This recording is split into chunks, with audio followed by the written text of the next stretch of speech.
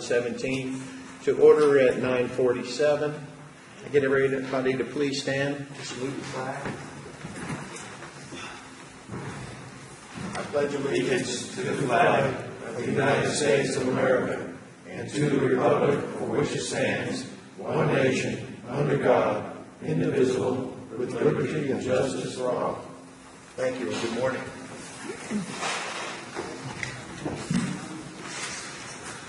I'm sorry, I was just corrected. It's 8:47, not 9:47.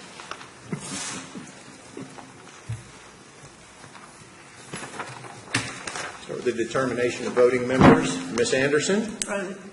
Mr. Clay. Mr. Clay will not be here. Mr. Priestman is here. Mr. Fadley. Mr. Moldenhauer. Here. Mr. Myers. Mr. Nelson. Present. Mr. Tremaine. We do have a quorum, so Jeff, you will be voting in place of Mr. Clay. Harry will be voting in place of Mr. Myers. What's in the vote? Harry? No. No. He can't, so we don't need to worry We about only it. have 4 voting members. Four voting members. Eric said he would be here at 4. Derek would be? Thank you, John. He'll be the 4th member.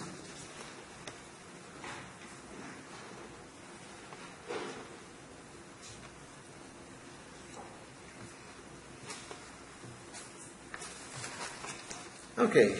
Agenda item number 2 is the meeting minutes for August 8th, 2017. Any errors or omissions? Entertain a motion to accept. Motion to accept the minutes of August 8th, 2017. Motion, Mr. Nelson. Second. Second, Mr. Fadley. Discussion? All in favor? Aye. Opposed? Motion carries. We have Employee Recognition Day. Christy, you don't have to run because I'm not as fast today.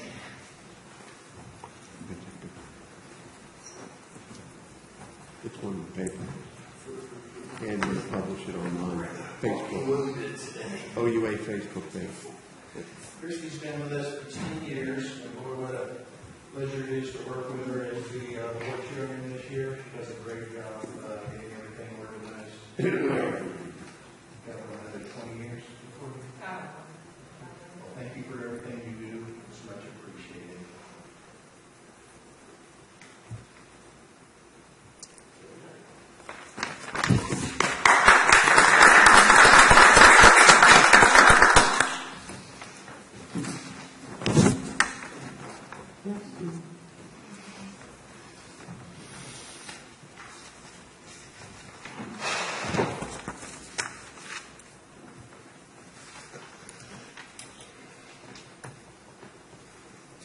Okay, agenda item number 4 is the public hearing on the fiscal year 18 budget and resolution 1706.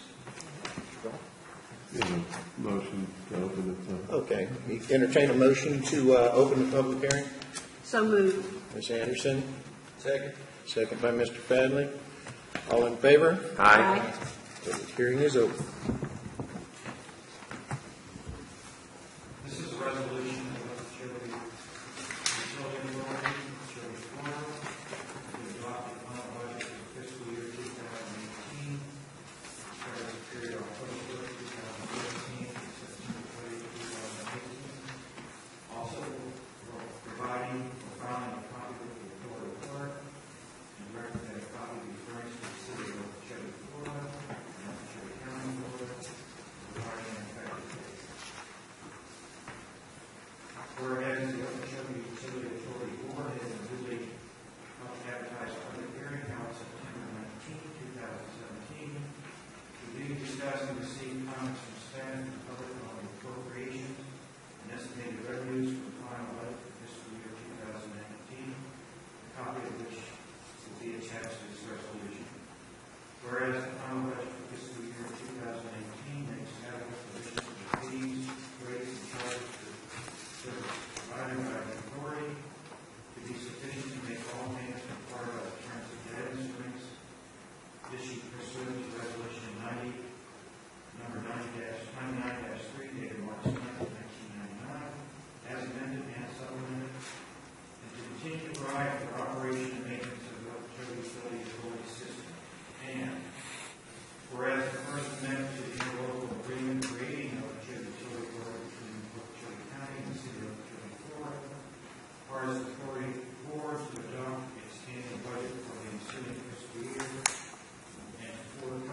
said budget to the county and to the city.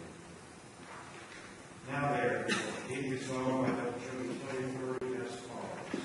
Number one, attached final budget for the Church Utility Authority for the fiscal year 2018 is hereby adopted.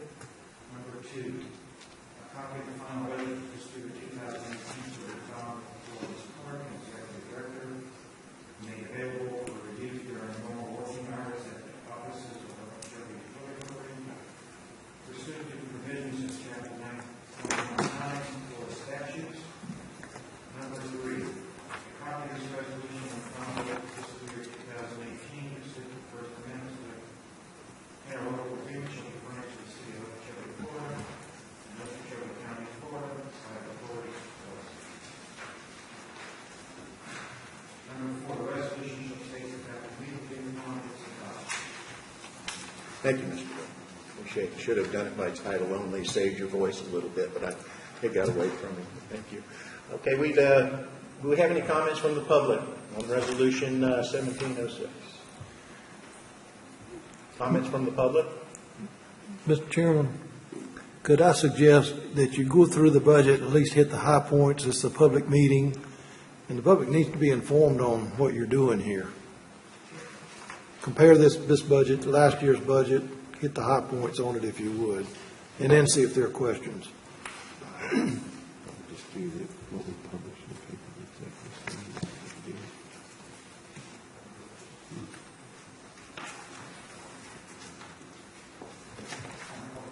Executive summary. So there are not any increases in rates to our customers.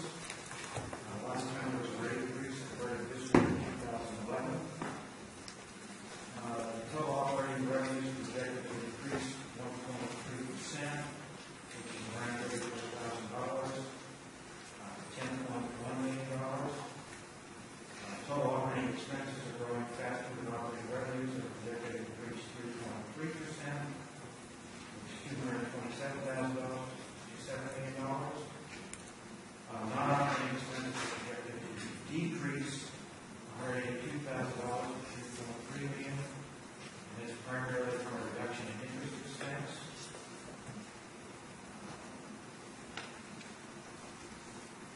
The budget capital expenses are expected to increase a net $483,000 over the preliminary budget that was presented. They include the Western Pines project.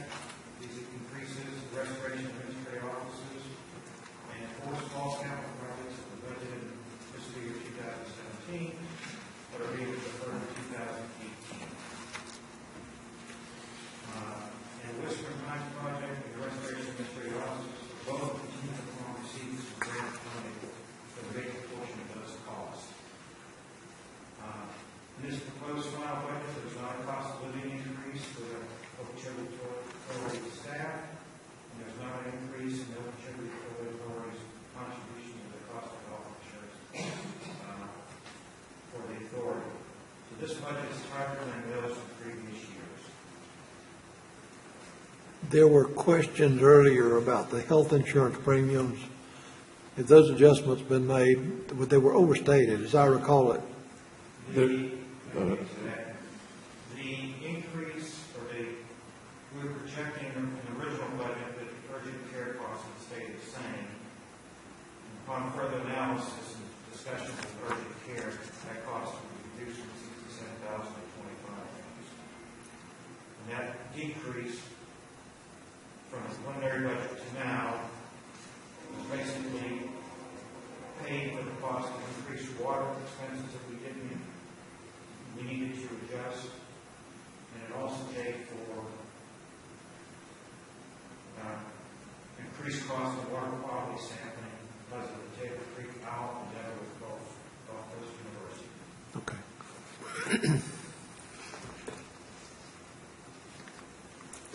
You satisfied, Council?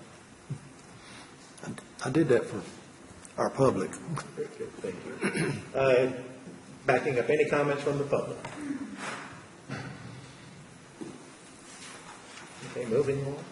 Right. Comment? Good morning, Frank Irby, 1385 Southeast 23rd Street.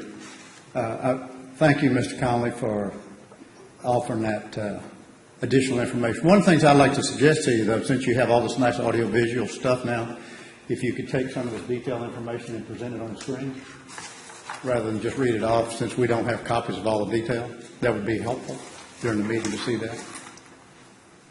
Thank you. Thank you, Mr. Irvin. Any additional comments from the public? Comments from the board? I make a motion to adopt resolution. I've got to close the public hearing first, Mr. Nelson. Close the public hearing. We need to close. Motion to close the public hearing. Motion by Mr. Nelson to close public hearing. Second. Second by Mr. Fadley. All in favor? Aye. Opposed? Now, Motion to adopt resolution 17-06. we have a motion by Mr. Nelson to adopt Resolution 1706. Second. Second by Mr. Fadley. Any discussion? All in favor? Aye. Opposed? Motion carries.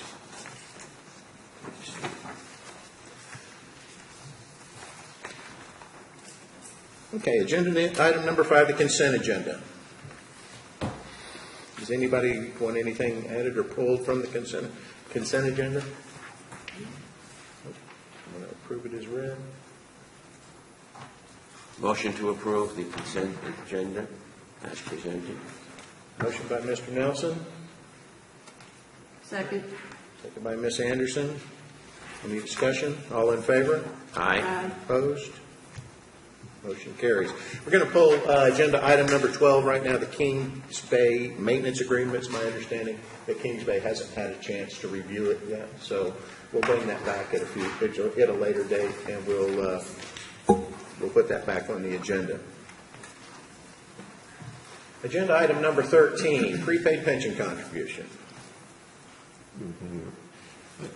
I can share with you that this is a carryover from several years where between when we were with the city in the pension fund, there was a issue on how the actuarial assessment for the annual payments were to be made, who was to make them, that then got changed through audit processes, ultimately ending up in a $15,795 overpayment, if you will, that was done many years ago, and it's been carried from year to year. We would like to make the recommendation, rather than to continue to carry that we go ahead and apply it towards, with board action here, that we go ahead and apply that towards the contributions owed by the OUA towards the now current OUA pension plan. Any questions for John? This sounds like an accounting, this is an accounting procedure. It's not costing anybody anything, right? Well, it did originally cost the OUA $15,795, No. but it was an overpayment. So it is an accounting thing that has been carried over for several years. But it's not this action's not costing the board anything. It's a credit against this year's contribution. We'll actually save them To make it the total. $15,795 in the coming year. Okay. So we need board action on this? Yes. To approve Yes. the extent of this $15,795. Yes. All right, I'll entertain a motion to utilize the $15,795 prepaid contribution to reduce the OUA required contribution for fiscal year 2017. So moved. Ms. Anderson, motion, second. Second. Mr. Nelson, any further discussion? All in favor? Aye. Opposed? Motion carries. Agenda item 14, capital improvement project review. Mr. Chairman and board members, you have in your board package an ongoing listing of capital projects that have evolved over the past year. The staff and outside consultants and requests have been made to provide both either water or wastewater service to certain areas.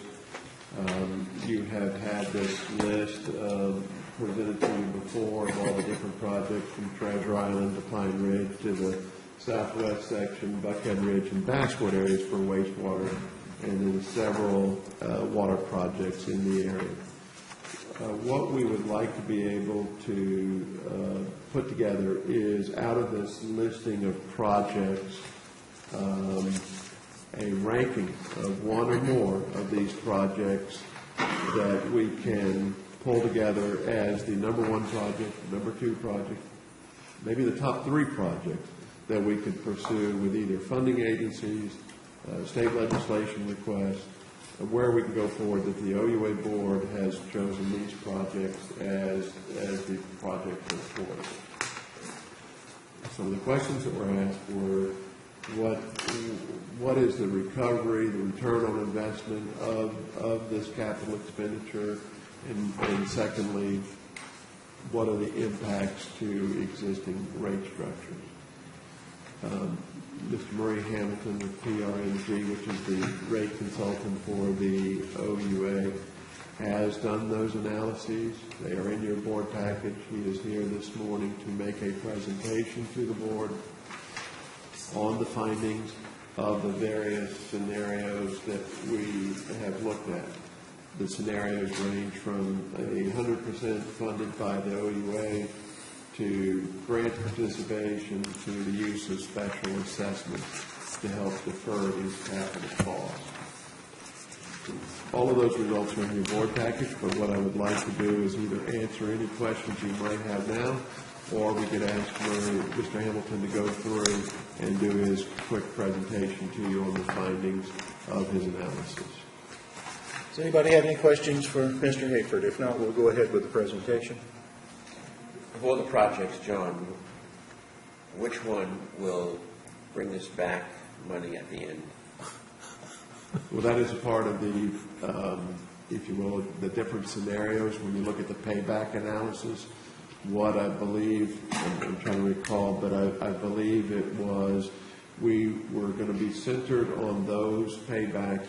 We're looking at a 20-year note that could have paid back in less than 20 years, so that by the end of the term of the note, it is paid back through user fees and that type of deal. Some of these, you can see, might have taken 40 years to pay back, or 50. That is not a recommendation we would pursue, because you're going to be in a replacement mode for some of that equipment before it's even paid off. So it just doesn't make sense to go on some of these scenarios where the payback term far exceeded the note, the term of the note. So there are some that do offer very good returns in a very short payback, less than the note period. There are a few of those. Any other questions? Good morning.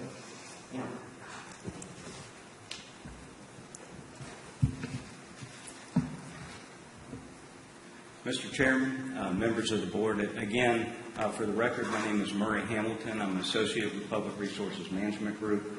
We're a utility rate and financial consulting firm headquartered in Maitland, Florida.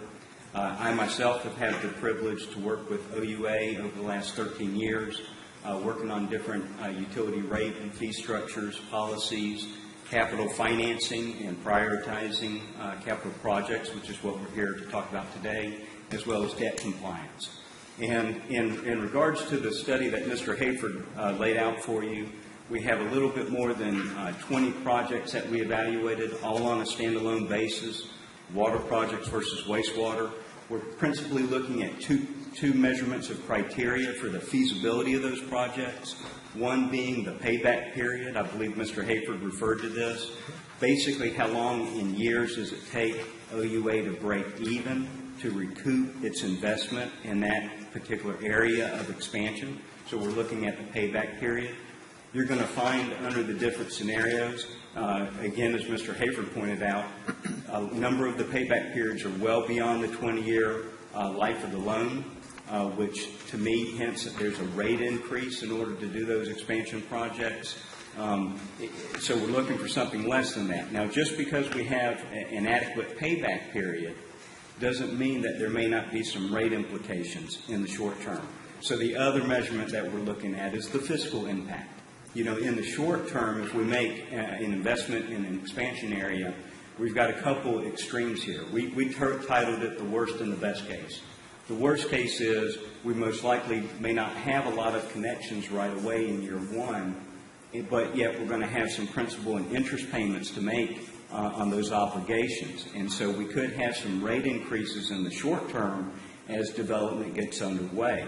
The better case is assuming that we do have some connections right away. So we basically created two broad extremes to look at, the lowest rate impact versus the greatest rate impact under our second measure. And again, looking at the overall feasibility of each of the individual projects. Many of the study considerations, of course, included the capital costs for the project, the properties that are there, those that are developed. As Mr. Hayford pointed out, we've at least assumed a 20-year financing through the State Revolving Fund loan, roughly a 2.5% annual interest rate on the water loans, and roughly a 1% wastewater rate. Those are fairly low, but they are higher than the stated rates today. Again, we wanted to be a little bit conservative. In the past, OUA has qualified for disadvantaged financing through SRF, a 30-year loan. Okay. It wasn't included in your board packet, but we have looked at the analysis under the 30-year options. It doesn't change the financial picture dramatically, just for the information. Most likely, we may be subject to a 20-year obligation. Project revenues are based on a mandatory connection policy. What this means is once service is available to the expansion area, that after 12 months, the customers are required to connect. If they don't connect, at a minimum, they would pay the monthly base charge, a monthly water-based charge or wastewater-based charge, depending on the type of development. That's under the mandatory connection assumption. We've assumed rates at current levels. No rate increases have been assumed. And for the purposes of a connection rate, we've assumed that up to 75% of the developed properties today would ultimately connect to the system. Again, how we're looking at the payback, the benefit to OUA to recoup its costs, is we're looking at the operating margin. Basically, the revenues that would be contributed from the new customers less the incremental operating expenses, okay, which are principally, they're the utility, electric and chemical expenses of the system, if you want to look at it that way. So it's that net revenue that we would collect from the new customers that would go towards paying the principal and interest payments. The scenarios that we looked at, again, we're trying to look for some bookends, so we looked at a wide range of assumptions from and opportunities of having grant and other funding sources versus the use of special assessments and what those special assessments might or could look like under the different cases. Our assumptions about special assessments, and again, we're not creating policy here, but we had to put some pencil to paper, if you will. Special assessment costs are based on the total investment for the expansion area plus the interest expense over the life of the loan. The special assessment costs are assumed to be reduced for any grant funding for the various scenarios, so that only the OUA portion of the cost is what gets passed on to the customer. The special assessments are allocated to developed and undeveloped properties. So all property owners in that expansion area would contribute to a special assessment. Scenarios evaluate the financial results, looking at the different special assessments under different funding levels. So, this is where the board has some discretion. We've tried to provide an example here. So some of our scenarios look at a 100% leveraged special assessment. So if the average cost was $500 per property, under this example, we're charging $500. If it was a 50% special assessment, we'd collect half of the $500 or $250. If it was a 20% special assessment, we'd collect basically 1/5 or $100. Again, in that example, Appendix A and B at the end of your packet has the actual calculated special assessments under the different cases. So again, really, in order to evaluate the principal drivers of the various results, we applied some bookends. We looked from an extreme of scenario 1, where OUA picks up 100% of the expansion-related costs. There are no contributions. There are no special assessments or grants. all the way through to most likely what's the most or more optimal is under scenario 5 and 6, where we have a combination of some grant funding and we're using some special assessment monies as well as the net revenue from each new customer. So we're trying to look at a wide range of outcomes and how that affects the payback period for the different scenarios, as well as the fiscal impact in the short term for your current ratepayers. So again, I think they're fairly well spelled out here, but we've got some where we're looking at a 50% matching grant but no special assessment, 100% special assessment and no grant, and so on. A brief summary of the water scenarios and the payback period is you'll find that for the most part, for the different cases, most of them pay back under the 20-year loan period, which indicates that these are probably optimal projects. Now, that does not mean that there's not a short-term fiscal impact, okay, where water rates may have to increase slightly to pick up that principal and interest payments until those new customers physically connect to the system. So again, that's where we will have to look at our summary as well as Appendix A and B to look at what those detailed results would be. However, as Mr. Hayford has at least pointed out to me, many of these water projects have associated wastewater projects with them that are not very optimal. And strategically, from an engineering standpoint, I'm not sure whether you would only want to pursue the water project. So that's a separate discussion that needs to happen in terms of the overall efficiency of the projects. Slide 7, again, is meant to be a high-level summary of the wastewater projects under the payback period. What I'll point out to you is most of these all exceed the loan period, with the exception of scenario 3, which was a 100% assessment. Okay, 100% of the assessed cost would be applied to all the developed and non-developed properties.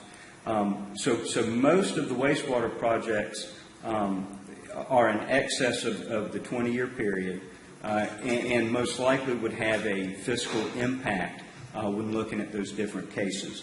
I think the shortest period we had on record for one of the cases was 15 years.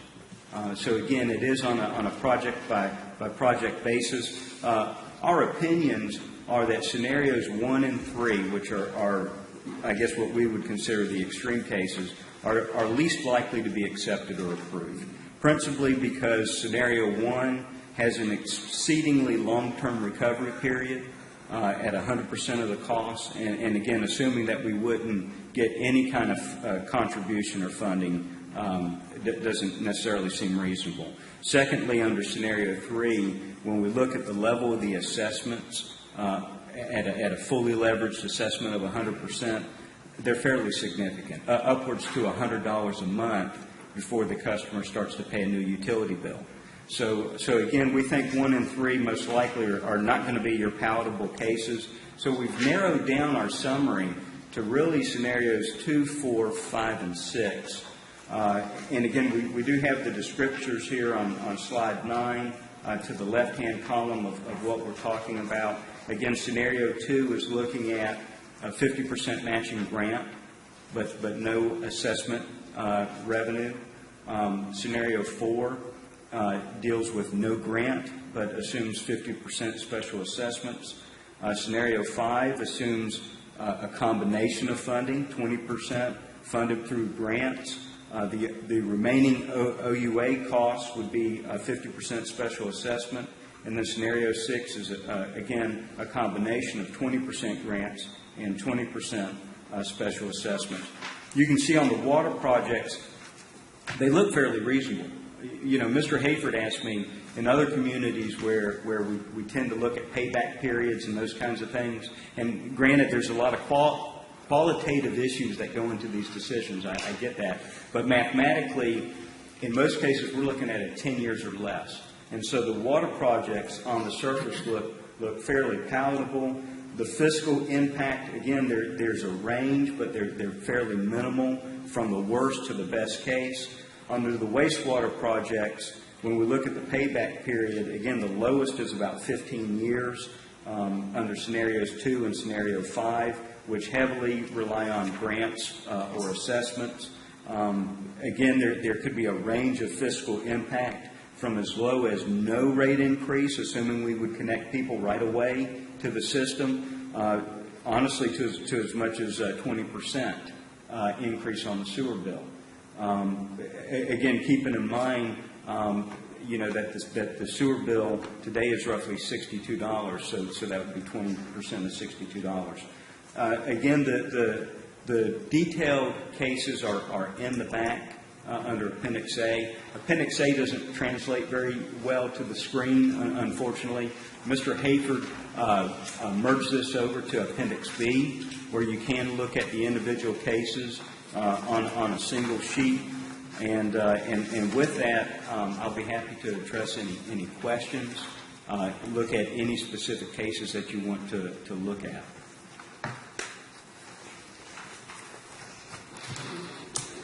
Any questions for Mr. Hammond? Quite a bit of stuff to digest there. It's a lot of numbers, that's for sure.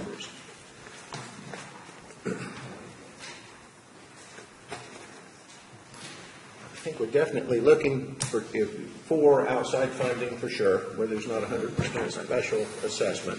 And we're going to be definitely looking for something that doesn't exceed the 20 years. It'd be foolish to do that. And then third, and most important, the least impact on the ratepayers that are going to be absorbing the difference on this. So that's the three items I look at here.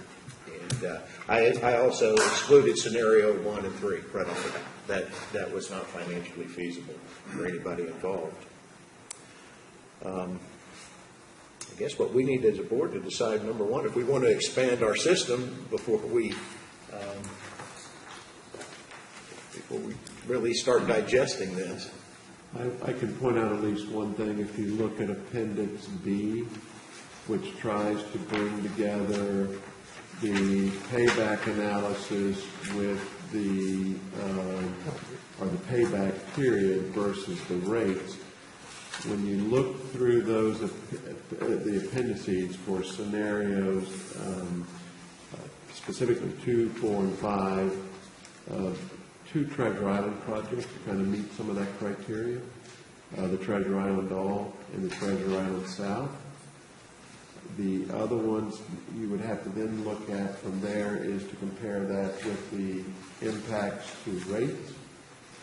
Some of the other wastewater projects are close to that 20-year level, but they exceed 20. They might be at 23 or 25. Are they close? They're close. The Southwest section had one that figured in less than 20 years.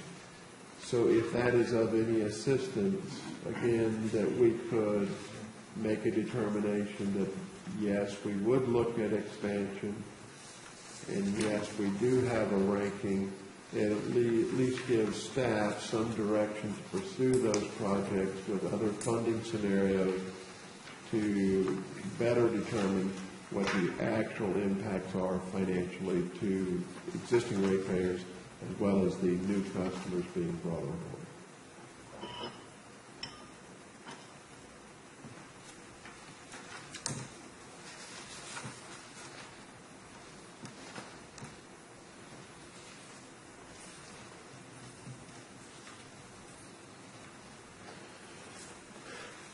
Well, when it comes to my thoughts to identifying projects, I think we'd want to identify projects where we would be more apt to get support from outside funding, grants, legislation, loans, whatever, where they would be more suitable to give us, where we're not going up there, we're spinning our wheels. If we went to Tallahassee.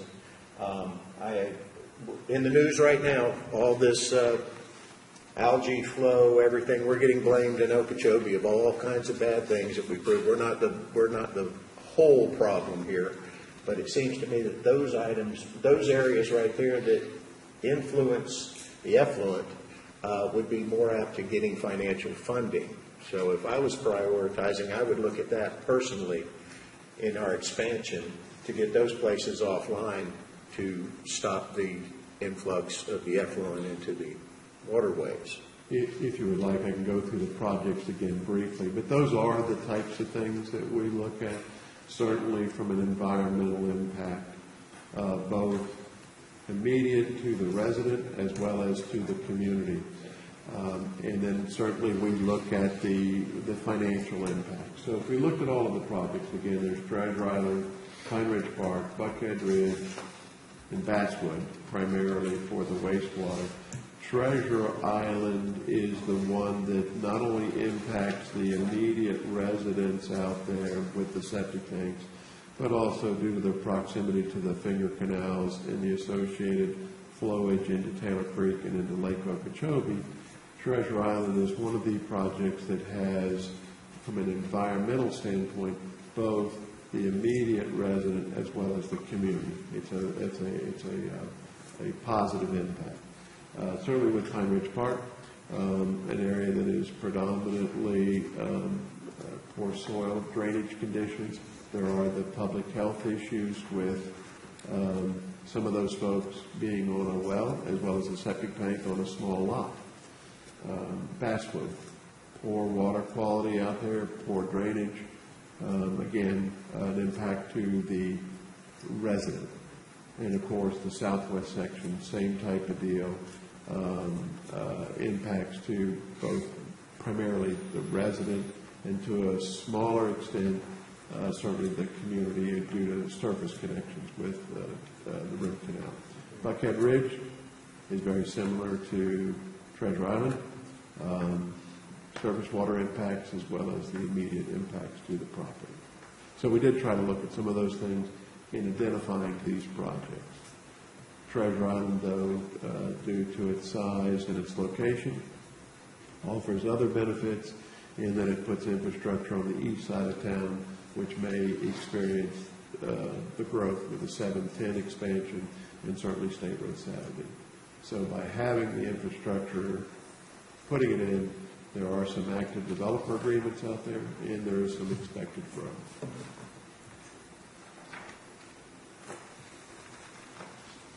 And if I recall, we have quite a bit of the engineering already done on that and put on the shelf. We did that several years ago, if I recall, and so that impact is already done.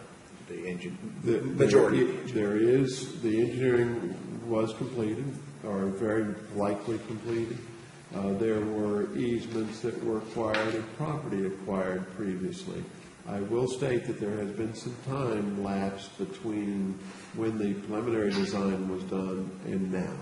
So we may have to engage other engineers to get involved, but at least they're not starting over from square one. They can use some of this data that we have, surveys, conceptual layout, and move forward.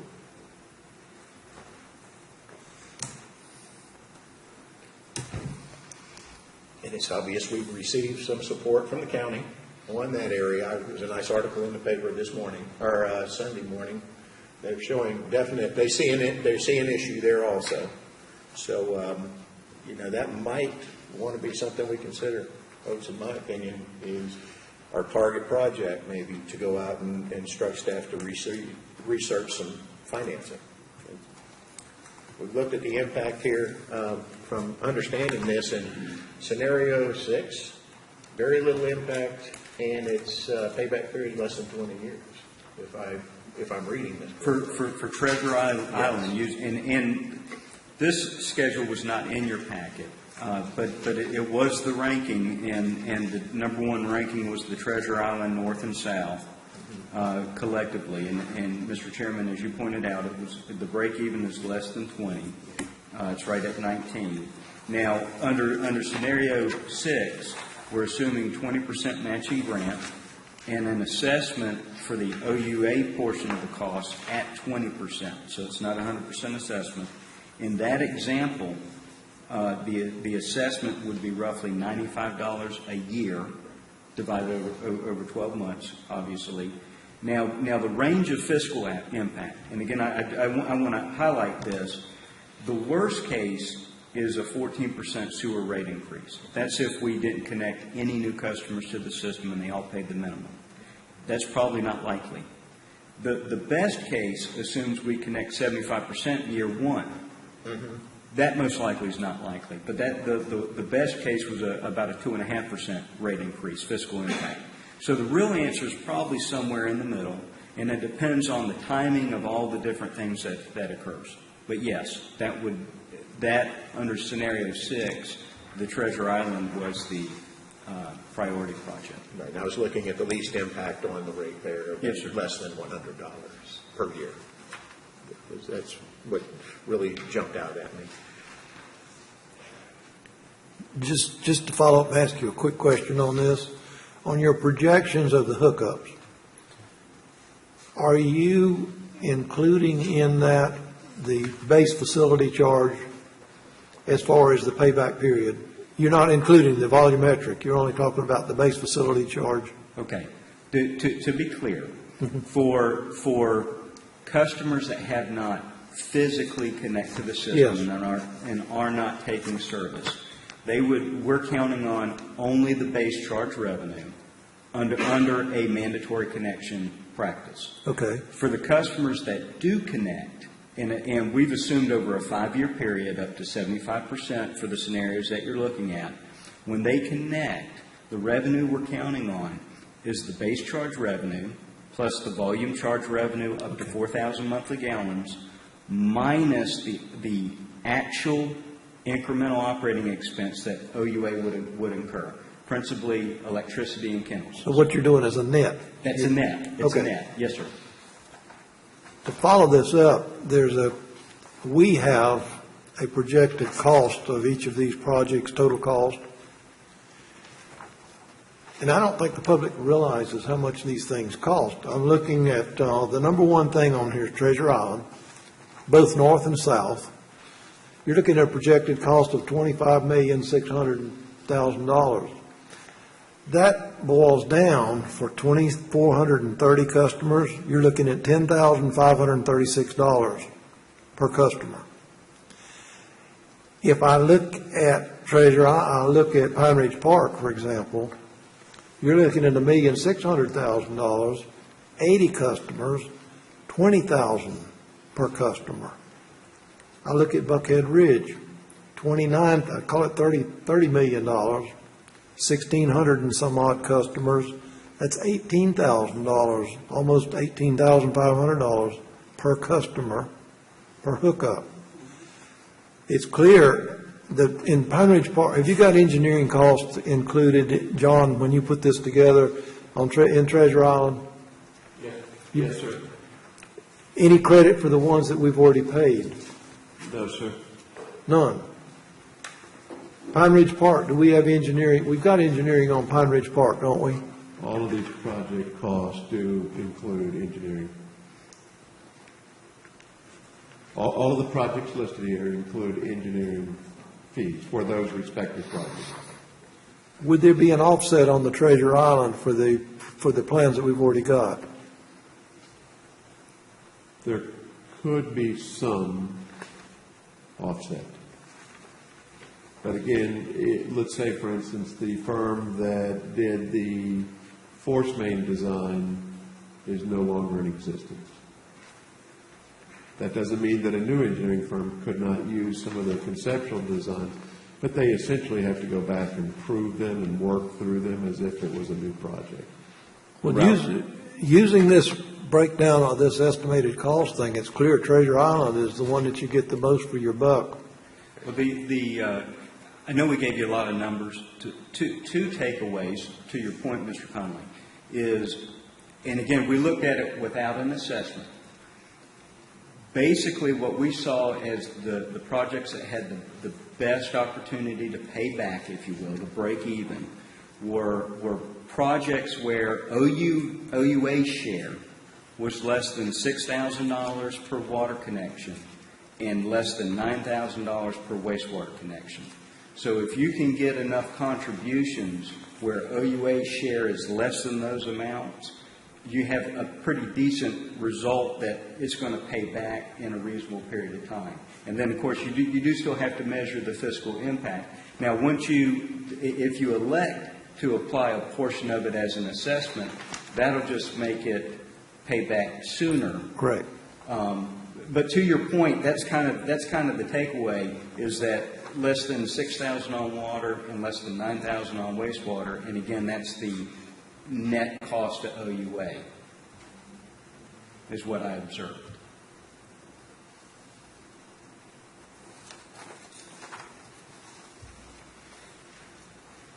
I think the Treasure Island project is probably the most likely to attract grant money also as far as rating these projects.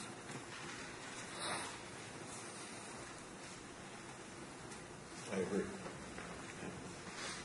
And we've talked about pulling that particular project in how many times?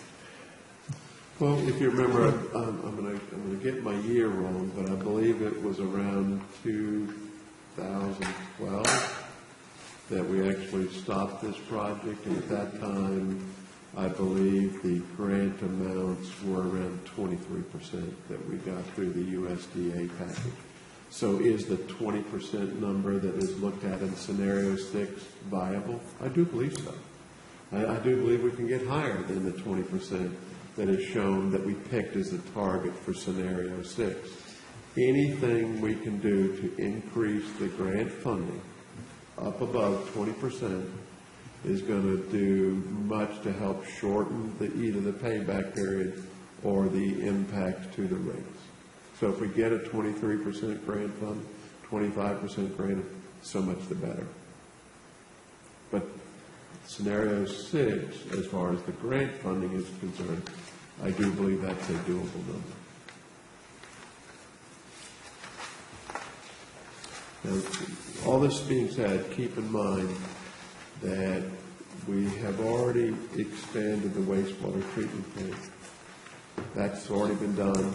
The monies have been spent, borrowed and spent, and our existing base is paying for that expansion. So one of the benefits by expanding the coverage area, yes, we are spending more capital money, but those expenses and the addition of those new customers will go towards helping to pay down some of our existing debt associated with the treatment plant expansion.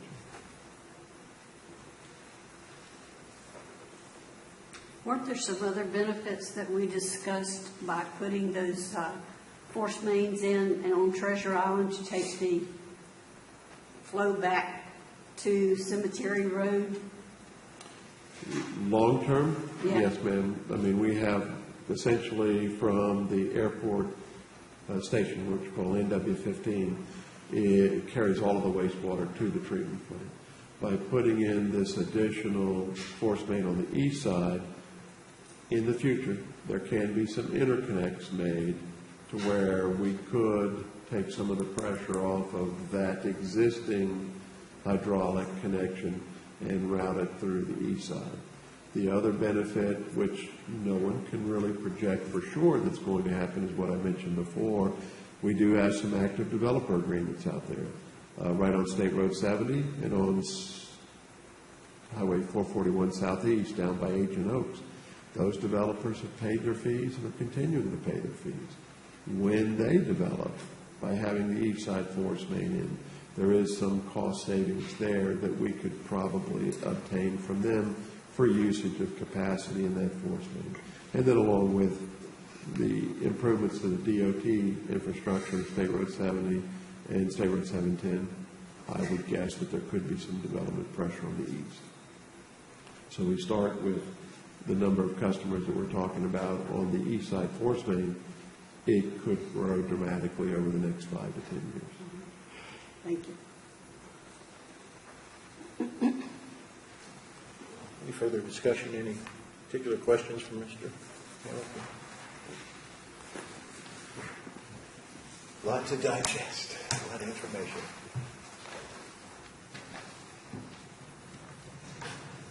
So, what are we looking for, John? Identifying a project, giving you marching orders? What we would hope to gain out of this is that you sign a check today. What we would hope to get out of this today is some direction from the OUA board with the data that's been presented, the associated help from both the county and the city, in providing that data, connections, identifying projects, that type of deal, that we could, from this list of 23 projects, 16 of which are wastewater projects, if we could, as an OUA board, identify one or more of those projects as our priority project, that staff could then go out and work through the state legislative body, funding scenarios through SRF or the state or other federal agencies, and see what we can get for possible funding scenarios that we could bring back to this board for future action. So essentially what we need today is, does the board recognize that the expansion is what they want to do for the environmental concerns, public health, property value? If so, which project is their number one project or top 3 projects that we can then go and pursue? And if I'm asked, this is preliminary, there's a potential we couldn't get any funding at all, and so we're just talking something we can't do until we get funding. We won't know about that additional funding, grant or otherwise, until we have a decided project that we could move forward on and pursue. So that's kind of where we're at. Mr. Burris. Good morning. Good morning. Chairman and board members. Terry Burrows, I'm the chairman of the Board of County Commissioners of Okeechobee County. A couple of things you need to think about when you're trying to make through these decisions. Number one is that when we're looking for appropriations and grants, et cetera, there is a considerable amount of money that's being collected in Amendment 1 money over the past few years. And some of that, when we look at appropriations, that some of that money can go for things of this sort. The issues that you have to determine is that of all the projects that you've discussed this morning, and Attorney Connolly asked a question, but he didn't really get the right answer, is that you only have one project that currently has engineering pretty much completed. When you go to the appropriations side of the house, you really need engineering completed. You don't need to be thinking about what engineering is, because your appropriations you just won't get anywhere. If you walk in and you have some skin in the game, if you would please, then you're more than likely to be considered at a higher rate or higher level than you are if you walk in without any engineering. You're just looking for somebody to give you money. So you've already got engineering done, even though it potentially hasn't had some modifications to it, which we'll acknowledge, is I believe that you have that piece of it already in place. The second piece of this is there's been a lot of conversation in public about how much it's going to cost ratepayers in terms of the new ratepayers, that people can't afford it if you do Treasure Island.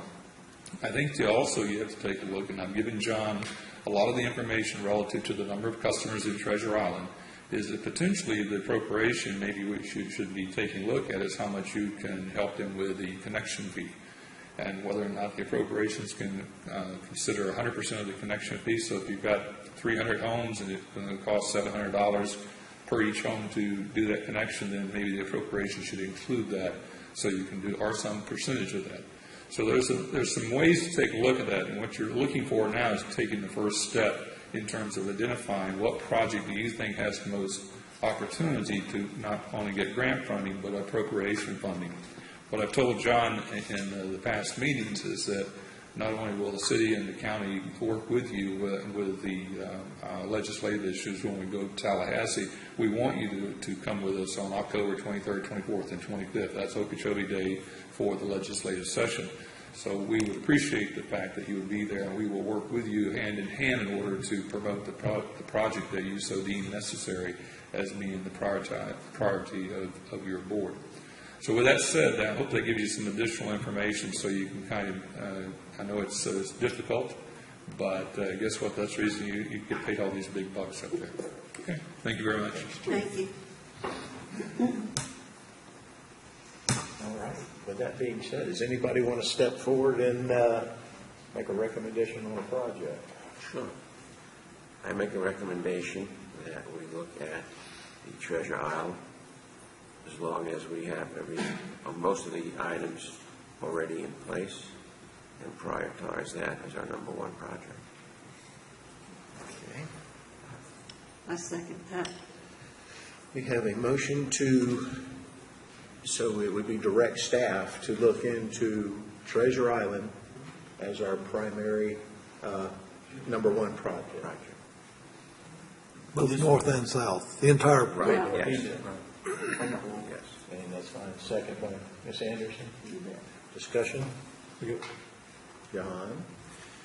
Is it, then, if I take this correctly, this will be the only project that we present to the state legislative body as the project of choice by the OUA?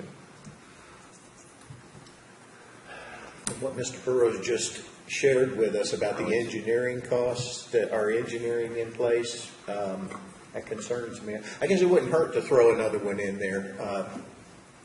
It doesn't hurt, John. Okay. If you feel that if the board deems the fact that you want to know what it is, Yes. Ask for a lot and accept a little, whatever you can get.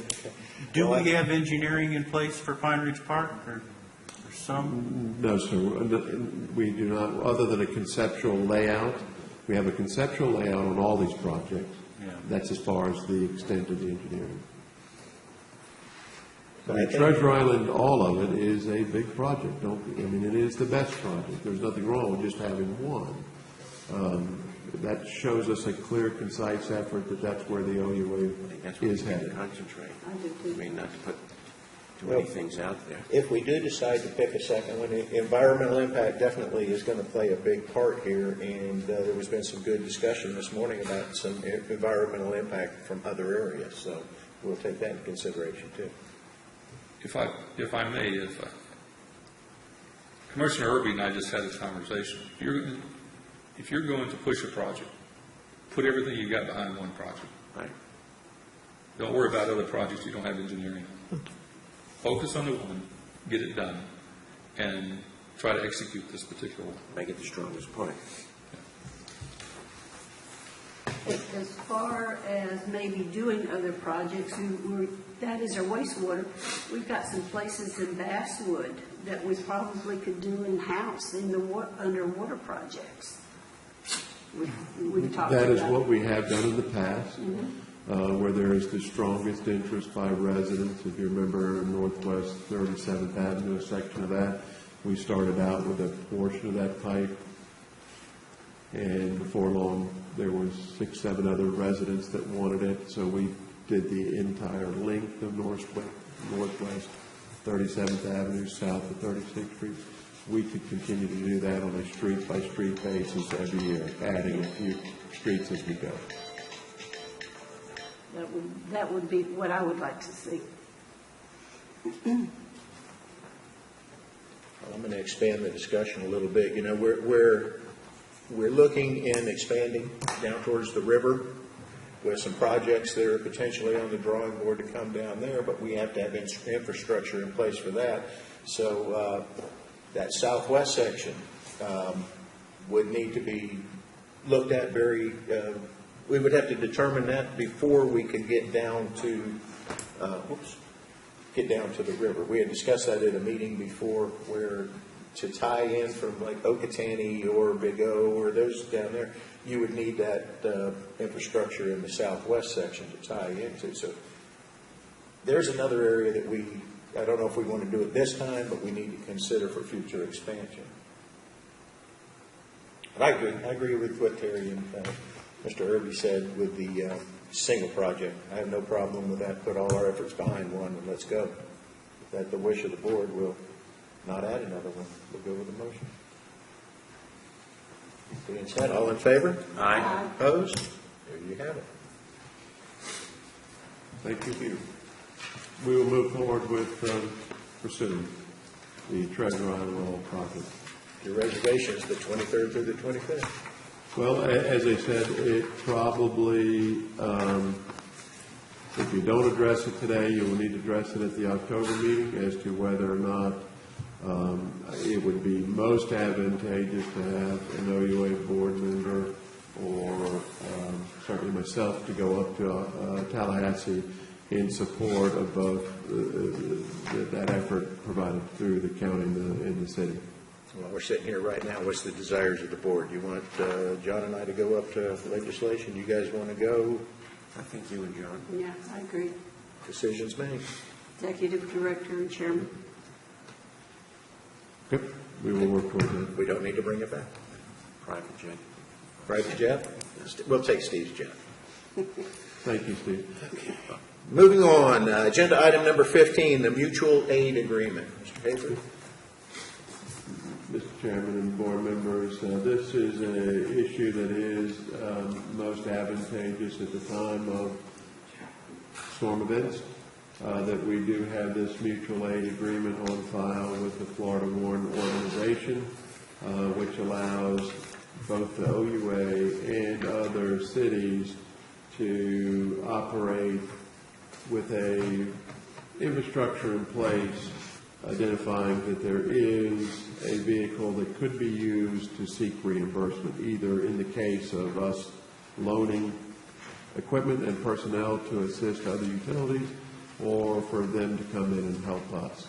I will tell you that under this current storm that passed, Hurricane Irma, after the OUA got much of the power restored through FPNL, we did loan out a generator to a local mobile home park, and we have loaned 2 generators to the city of Lake Placid who were in need of assistance. Having the mutual aid agreement on file may have been a vehicle that we could have used to help seek recovery of reimbursement for the use of that equipment. It's provided today for review through the OUA board attorney and the OUA board to see if we wanted to enter into this agreement with the Florida Warren Organization. I went on to the Florida, Mr. Hamilton, thank you. Appreciate it. Went on to the FloridaWarren.org site, and as an outsider, I couldn't get the information I needed to see who was signatory to this agreement. But apparently, it's quite popular through the utility world. It is hit and miss between the communities. Some have them, some don't.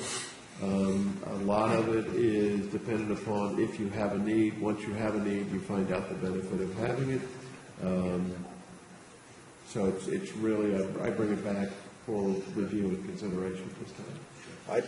I read the contract. I don't see anything bad in it. You know, it's very, very good. You know, the people that are utilizing it are going to absorb a lot of the payback to the assisting utilities, but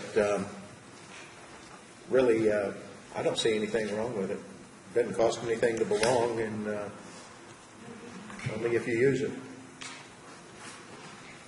We, as the OUA, we are a member of the Florida Warren Organization. We have used a lot of some of their educational series for helping out with funding or regulatory concerns. We've been to some of their seminars. It's just a very good. It's a very good vehicle in time of need. Let's put it that way. Time of need, yeah. Discussion? I think it's a good idea. I don't see anything wrong with being signatory to it at all myself. Well, what do you want to do, guys? Okay. You need approval and authorization to execute the agreement. Make a motion to execute the agreement. You approve the agreement and authorize its execution by the chairman. So said. I second. Any discussion? All in favor? Aye. So moved. Public comment. Public comment twice. Wait, are you going back to Mary? Hi, Mary. Yeah, we had our grand total of 3 people here. Good to see you again. Items from the attorney. I guess we've beaten this dead horse about the mandatory. The LDRs, the county LDRs are already have a provision that states dealing with utilities. I didn't know this. John, you discovered it, I guess. This is under section 7.3 06.07 of the county LDRs.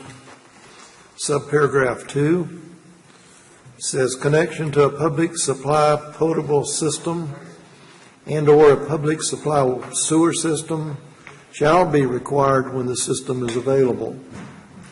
A system is available when it's capable of being connected to the plumbing of a residence or establishment, is not under a moratorium, has adequate permitted capacity to provide the service, and it goes on and talks about what's required for a single-family lot or for other structures. Since it's already mandatory, and two things to couple with that. Number one, when we put in sewer lines and it's available, and customers don't connect that can do so, we're charging a base facility charge, whether they connect or not. We should do the same thing with water. I don't know whether we're currently doing that with water or not. And I don't know how many we have that water is available that are not connected, but they ought to be paying a base facility charge. If they don't pay that base facility charge, and this is the second chapter of what I'm saying here, we have the statutory lien process. If they don't pay the bill, we have the statutory lien. So we're protected both ways on that, regardless of what the county does as far as putting enforcement procedures in this. The other thing I would add, and this may be a requirement already, no CO should be issued for any kind of a facility where water and or sewer is available unless there's connection. I can't believe that that would occur, that you get a CO on new construction without the requirement that they connect to a public facility. Now, we're already doing this and we already have the enforcement abilities, and I don't know that that should be an impediment to us moving forward with the very projects that we were talking about. Because one of the big concerns we had, if we put it in and they don't connect, then what? Well, at least we're covered under the base facility charge on that. And that's the reason I asked Murray the question that I did on his projections on if there were no hookups. Well, if there were no hookups, there would still be a return available to the utility authority and the enforcement ability. I had a long talk with John Castles on this yesterday, and he agrees that this doesn't apply to just new construction. It applies to existing facilities when it becomes available. He agreed with me on that. So I don't know why there should be any reluctance on our part to move forward with any expansion projects with the question of whether or not we're going to have hookups.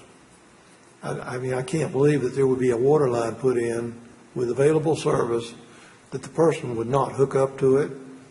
And if they're not going to hook up, then they ought to be paying the base facility charge if it's available. That's the one thing that I was going to speak to you guys about. The second thing is we have a request for an easement. Florida Power and Light wants an easement on the west 5 feet of our Pine Ridge Park piece of property behind the mini mart. There's to service the lift station where we're going to have that 60 by 60 foot lift station. And I've prepared the easement. John, you gave it to me. I would urge you to approve the giving of the easement on the west 5 feet of this piece of property to Florida Power and Light and authorize the execution of the easement. John, you gave it to me and I'm disorganized this morning.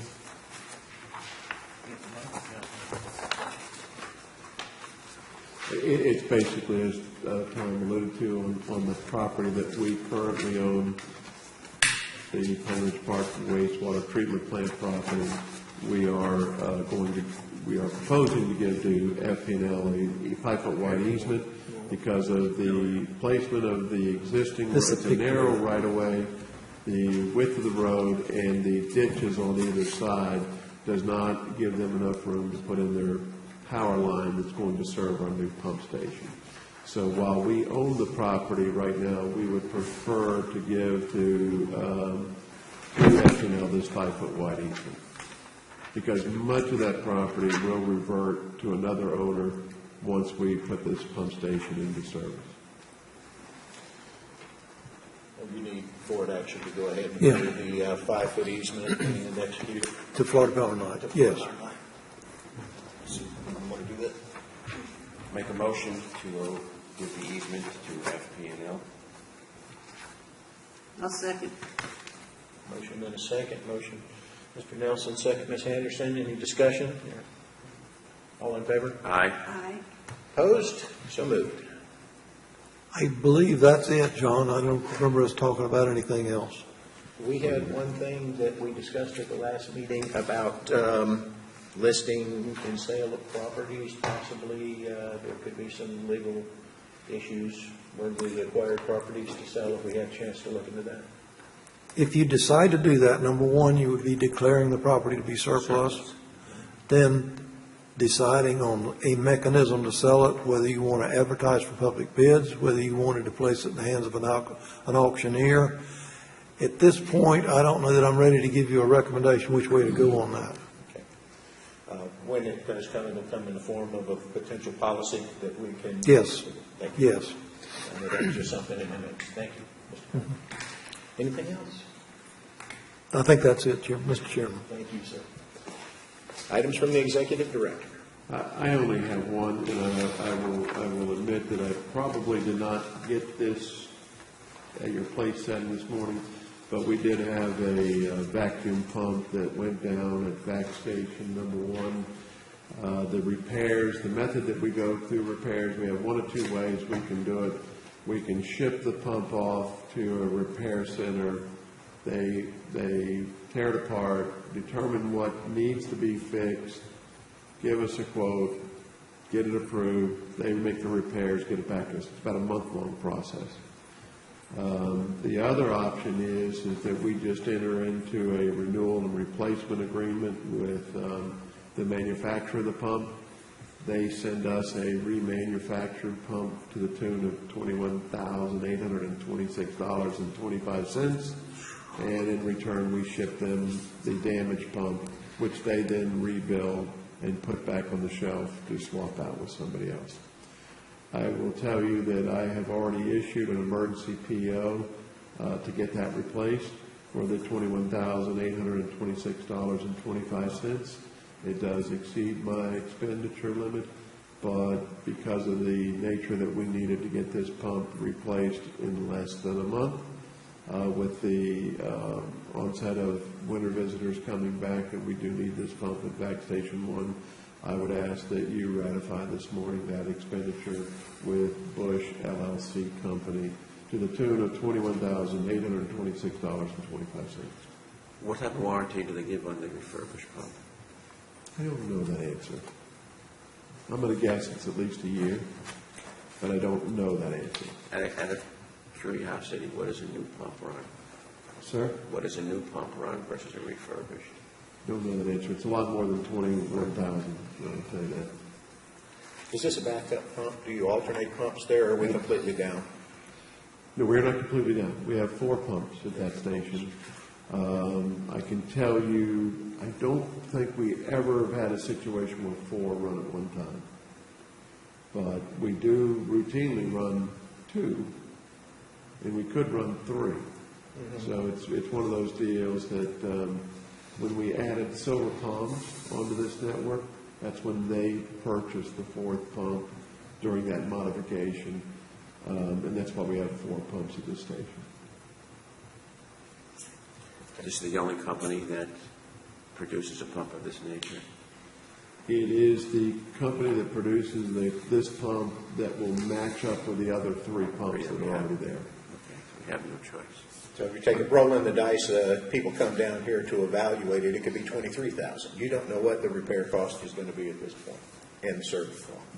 I would figure that the shipping cost is going to be about the same. It's either going to Houston or Rochester, Indiana. Take your pick. Those are the 2 places we have to ship it to. The cost might be less if we extended it up there. We haven't sent it yet. I mean, we could stop the process, but this is the quote that we've gotten. We've done this once before. It's worked out well. We've sent pumps back to Rochester. make the motion that we approve the emergency expenditure to get the pump replaced with a refurbished pump. Motion by Mr. Nelson. And that is through Bush LLC as a company. Yes, sir. So said. I'll second. Motion by Ms. Anderson. Any discussion? All in favor? Aye. Motion passed. Yeah, I think it's very important that in situations like this that we have the necessary equipment available to us so that our Well, it's one of our 2 vacuum stations, and again, with customers coming back, residents or winter residents, it is going to be a necessary issue that we do have all 4 pumps up and available. Other than that, I've already mentioned that we do have generators out on loan. One of them we've already gotten back. 2 of them will be returned to us shortly, and we do have some OUA staff that has put together if you will, a lunch for the utility workers in Lake Placid. We're going over tomorrow to be able to serve that lunch to them. So trying to help out our neighbors. Is there anything that you foresee from this past experience that we had with this hurricane and towards the future of any additional equipment that we might need? At this point, probably not. We do have a very active program with our mobile generators where we do bank load testing every 2 years on them, and every year we have them operationally checked for contaminated fuel, for fuel filters, that type of deal. We have an ongoing program where we test them. I can tell you that we were very lucky this time, Yes, that we had the correct amount of generators, staff that would come in, and we were able to recover quickly. Just recently, though, we determined that there is a problem with the SCADA system on a couple of the pump stations that may have been damaged during the storm, allowing one of the stations to overflow yesterday. That has been addressed. We've identified the company to come in and look at the SCADA system. And by SCADA, this is the supervisory control and data acquisition. Basically, it monitors the stations for things like power, high level, extended run times, and transmits that data to the water plant where it is monitored. And if there are any alarms, then they in turn call out maintenance to go to those stations to look to see what the problem is, either high level, loss of power, whatever. That's what the SCADA system does for us.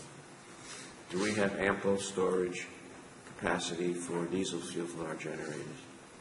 For most of them, our process is that if the storm is arriving on Saturday, let's say, we switch to generators, the permanent generators, we switch to those on Friday because we want to be off FP&L before there's a potential for any power surge, lightning strikes or whatever. Most of these generators can run 5 or 6 days without fuel, the bigger ones. Case in point, I think the capacity of the storage tank at the wastewater tank plant is 7,000 gallons of fuel. So we do try to top those off before the storm. Right. So we know that we're going to run 4 or 5 days before we get fuel added to them.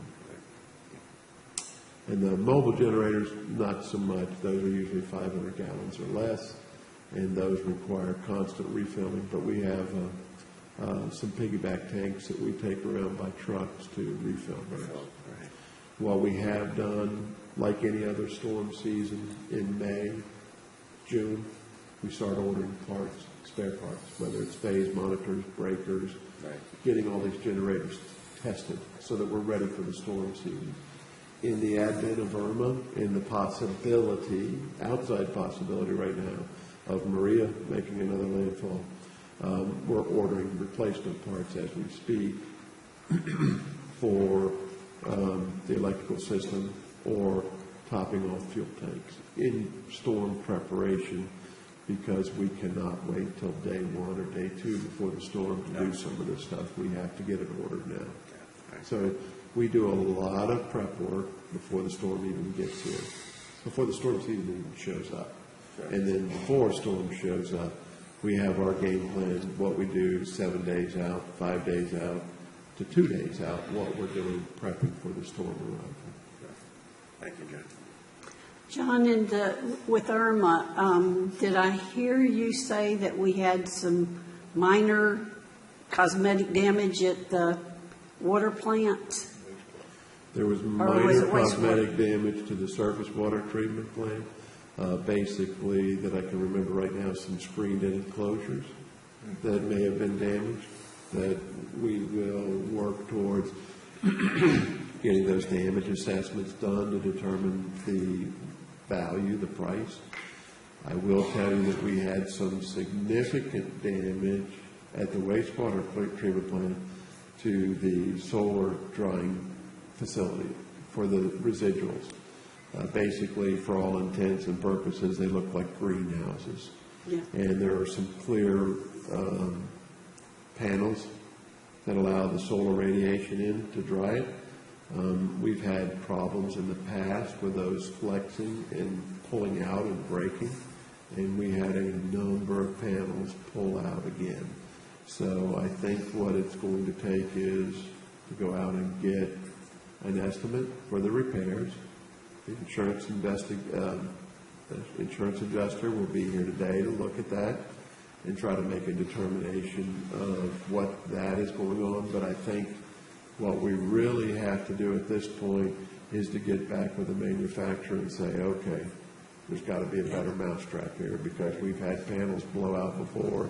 They're continuing to blow out. Why do we want to put more money into new panels just to have them blow out again? So I think in this instance, because it is a repeat, we will have to get the manufacturer involved to come up with a better fix than what they proposed before.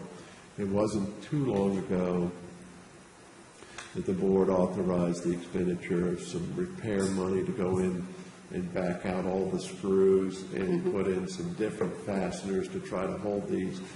I meant to try to find that exactly what it was, but it was a couple of years ago, and we still have panels blowing out and spread all over Kingdom Come. So we've been out picking those up and stacking them, storing them for the adjuster to be able to see, and we'll see where that is. I cannot tell you today what the damage number is, but that is where we got most of our damage. Thank you. If I remember correctly, from a couple of years ago, we authorized the expenditure on some extra panels too, didn't we? A few extra in case something happened. I assume that this damage is more than what we approved. Oh, yes, sir. I didn't do a count yet. That is being done, but when I drove around and looked out there, there might be 50 missing. Okay. I mean, out of several hundred, mind you. Yeah. We might have There's several hundred out there, but I mean, there's more than just one or two. It's a bunch. Did this storm cause much change in raw water quality? The answer to that is I don't know, because before the storm, one of the steps that we did is we switched to the rim You did go canal. to the rim canal. Because we couldn't get over safely to the lake to see what was going on. And the additional step that we took during the height of the storm is we just quit producing water, and we pumped only, so that we didn't get into an issue with this storm that nobody could go out and walk the treatment plant to actually see what was coming in and to make the appropriate adjustments. So it was decided that we would just switch to the water that we had in the storage tanks and pump only until we could actually get out there and see what damage was done to the plant and start it back up. Good job. Yeah. It is nice. I mean, for those of us that went through the 04 storm, where we lost water for 3-4 days, depending on your location, some people always had water, but for most of us, we lost water. It was very crummy to come home and not have water. So this year, we were able to maintain pressure and provided that water throughout the storm and afterwards. So it was very good that it worked. And it's a good thing. Could I go back and ask one? Let me go back and revisit the pump replacement, pump repair that we started with. Yes, sir. Did you say there's an agreement with the manufacturer? Do we have an agreement with the manufacturer, or is there available an agreement with the manufacturer for this exchange repair? There's not necessarily an agreement, but that's the way the policy is, that they will ship us a refurbished pump. We take it out, put the old pump back in the crate, load on the truck, and send it back to them, that they would then refurbish, put on the shelf for the next customer that needs a refurbished pump. But we have no agreement with it, there's no existing agreement with them. No, so there's no maintenance contract or anything. Okay. Thank you. One thing that I heard, John, and it's not criticism or anything, it was way after the fact of the storm, I had an individual ask me, well, we never heard anything from OUA. Were we on a boil water notice or anything like that? I know probably nothing said means don't do anything, but we had people out here very concerned because they did go through the 2004 hurricane and wanted to know. And if we could just keep that in the back of our minds, that the public would like to know if. In years past, we did issue precautionary boil water notices before the storm.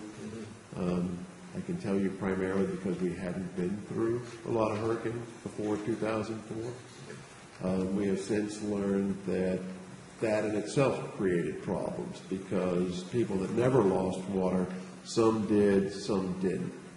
So in this particular storm, we decided ahead of time that we were not going to issue a system-wide precautionary boil water notice.